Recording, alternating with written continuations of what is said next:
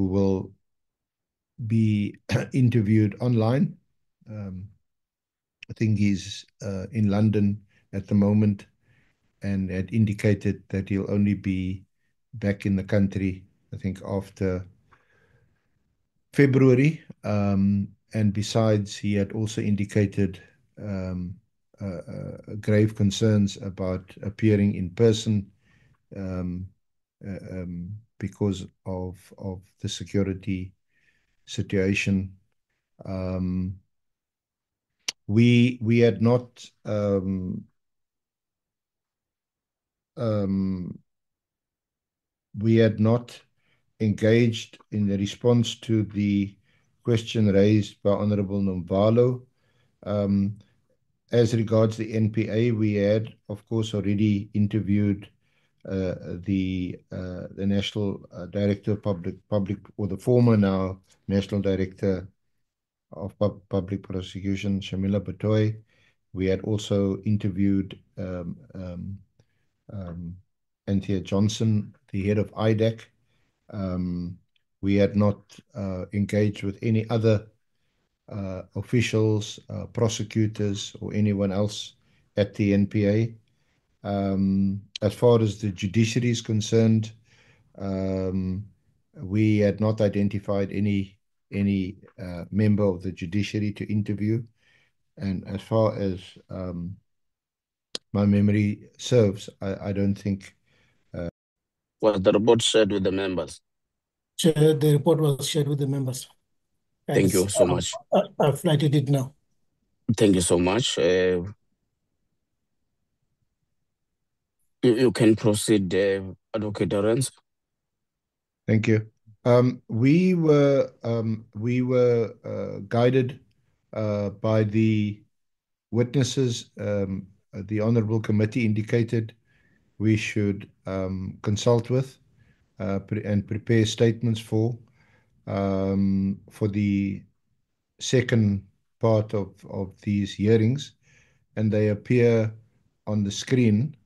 We met in person with Lieutenant General Khumalo, Lieutenant General Pashlani, Deputy Chief Julius Mkhwanazi, and Robert McBride, and we have interacted by way of email with Mr. Paul O'Sullivan, who has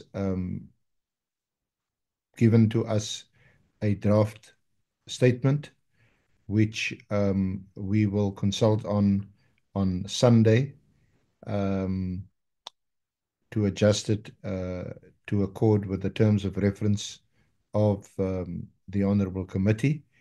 Mr. Mogotsi, we scheduled for Monday in an online meeting. You may or may not be aware that Mr. Mogotsi had indicated that he had security concerns, and these were between the time available in late December and now. They could not be addressed by Parliament. So we have agreed to meet with him and his lawyer online on Monday.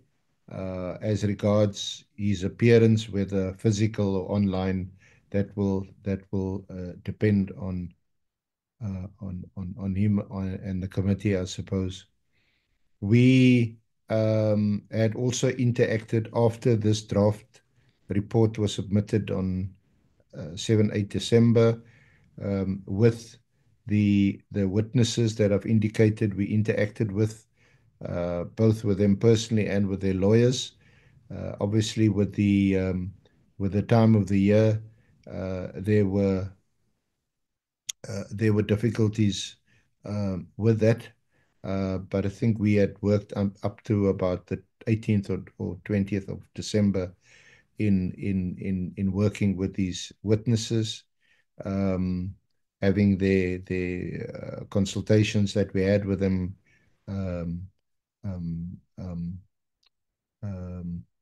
what's the word?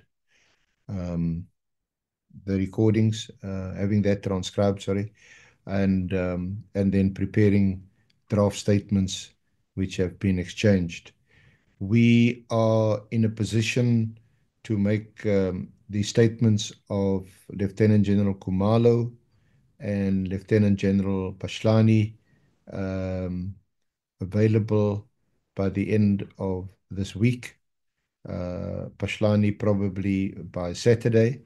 So we would be in a position to proceed with their evidence as now indicated on the 14th, 15th, and 16th next week. The following week, we scheduled Mr. McBride and Mr. Mkhwanazi, and the following week, O'Sullivan